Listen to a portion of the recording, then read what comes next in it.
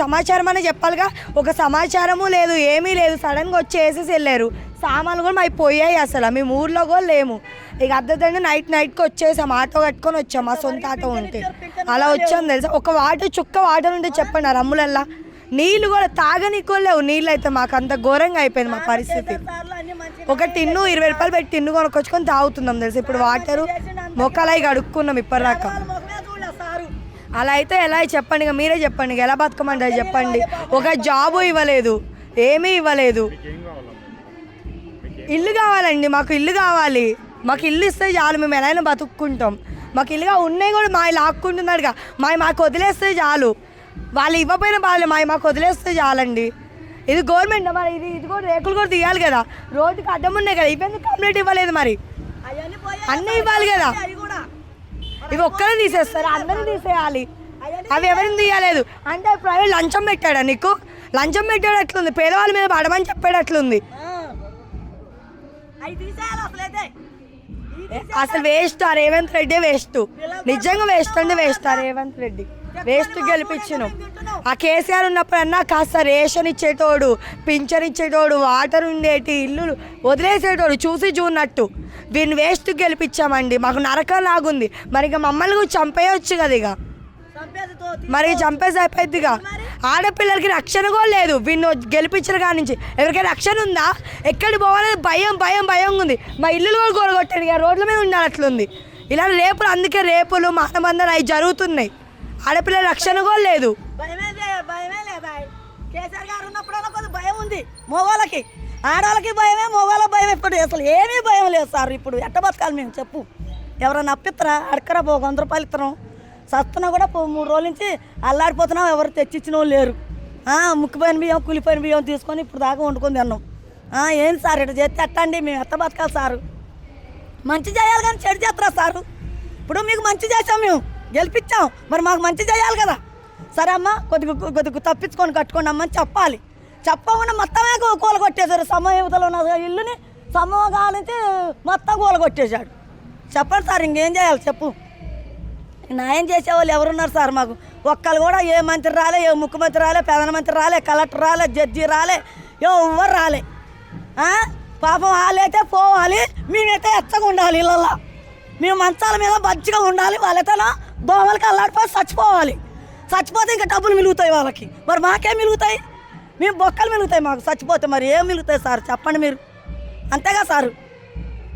ఇప్పుడు న్యాయం చేయాలా వద్దా? మీరు న్యాయం చేయండి సార్, మాకేమొద్దు. మాకు ఇల్లులు కట్టి సమాచారం అనే చెప్పాలిగా. ఒక సమాచారము లేదు, ఏమీ లేదు. సడన్గా వచ్చి వేసేసి వెళ్ళారు. సామాన్లు కూడా మాకు పోయాయి. అసలు మేము ఊర్లో కూడా లేము. ఇక అద్దదండి నైట్కి వచ్చేసాం. ఆటో కట్టుకొని వచ్చాం. మా సొంత ఆటో ఉంటే అలా వచ్చాం తెలుసా. ఒక చుక్క వాటర్ ఉంటే చెప్పండి ఆ రమ్ములల్లా. నీళ్ళు కూడా తాగనీకో లేవు. నీళ్ళు అయితే మాకు అంత ఘోరంగా అయిపోయింది మా పరిస్థితి. ఒక టిన్ను 20 రూపాయలు పెట్టి టిన్ను కొనుక్కొచ్చుకొని తాగుతున్నాం తెలుసు. ఇప్పుడు వాటరు మొక్కలై కడుక్కున్నాం ఇప్పటిదాకా. అలా అయితే ఎలా చెప్పండి, ఇక మీరే చెప్పండి. ఎలా బతకమంటారు చెప్పండి. ఒక జాబు ఇవ్వలేదు, ఏమీ ఇవ్వలేదు. ఇల్లు కావాలండి, మాకు ఇల్లు కావాలి. మాకు ఇల్లు ఇస్తే చాలు, మేము ఎలా అయినా బతుక్కుంటాం. మాకు ఇల్లుగా ఉన్నాయి కూడా మా లాక్కుంటున్నాడుగా. మాకు వదిలేస్తే చాలు. వాళ్ళు ఇవ్వకపోయినా బాగాలేదు, మాకు వదిలేస్తే చాలండి. ఇది గవర్నమెంట్ మరి, ఇది కూడా రేకులు కూడా తీయాలి కదా. రోడ్డుకి అడ్డం ఉన్నాయి కదా, ఇవన్నీ కంప్లీట్ ఇవ్వలేదు. మరి అన్నీ ఇవ్వాలి కదా. ఇవి ఒక్కరే తీసేస్తారు, అందరూ తీసేయాలి. అవి ఎవరిని తీయలేదు అంటే ప్రైవేట్ లంచం పెట్టాడా నీకు? లంచం పెట్టాడు అట్లుంది. పేదవాళ్ళ మీద పడమని చెప్పాడు అట్లుంది. అసలు వేస్ట్. ఆ రేవంత్ రెడ్డి వేస్ట్, నిజంగా వేస్ట్ అండి. వేస్ట్ ఆ రేవంత్ రెడ్డి వేస్ట్. గెలిపించను. ఆ కేసీఆర్ ఉన్నప్పుడన్నా కాస్త రేషన్ ఇచ్చేటోడు, పింఛన్ ఇచ్చేటోడు, వాటర్ ఉండేటి, ఇల్లు వదిలేసేటోడు, చూసి చూన్నట్టు. వీడిని వేస్ట్ గెలిపించామండి. మాకు నరకం లాగుంది. మరి ఇక మమ్మల్ని కూడా చంపేయచ్చు కదా. ఇక మరి చంపేసి అయిపోద్దిగా. ఆడపిల్లలకి రక్షణ కూడా లేదు. వీడిని గెలిపించిన కాడి నుంచి ఎవరికైనా రక్షణ ఉందా? ఎక్కడికి పోవాలని భయం ఉంది. మా ఇల్లులు కూడా గొడగొట్టాడు. ఇక రోడ్ల మీద ఉండాలి అట్లుంది. ఇలా రేపులు, అందుకే రేపులు మానబంధాలు అవి జరుగుతున్నాయి. ఆడపిల్లల రక్షణ కూడా లేదు. కేసీఆర్ గారు ఉన్నప్పుడైనా కొంచెం భయం ఉంది మగవాళ్ళకి. ఆడవాళ్ళకి భయమే, మగవాళ్ళ భయం. ఇప్పుడు అసలు ఏమీ భయం లేదు సార్. ఇప్పుడు ఎట్ట బతకాలి మేము చెప్పు? ఎవరన్నా అప్పిత్తరా? అడకరా 100 రూపాయలు ఇస్తున్నాం. సస్తున్నా కూడా 3 రోజుల నుంచి అల్లాడిపోతున్నాం. ఎవరు తెచ్చిచ్చిన వాళ్ళు లేరు. ముక్కిపోయిన బియ్యం కూలిపోయిన బియ్యం తీసుకొని ఇప్పుడు దాకా వండుకొని తిన్నాం.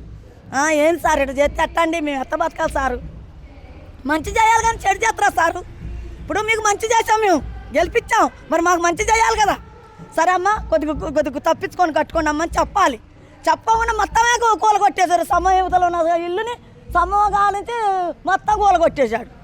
చెప్పండి సార్, ఇంకేం చేయాలి చెప్పు?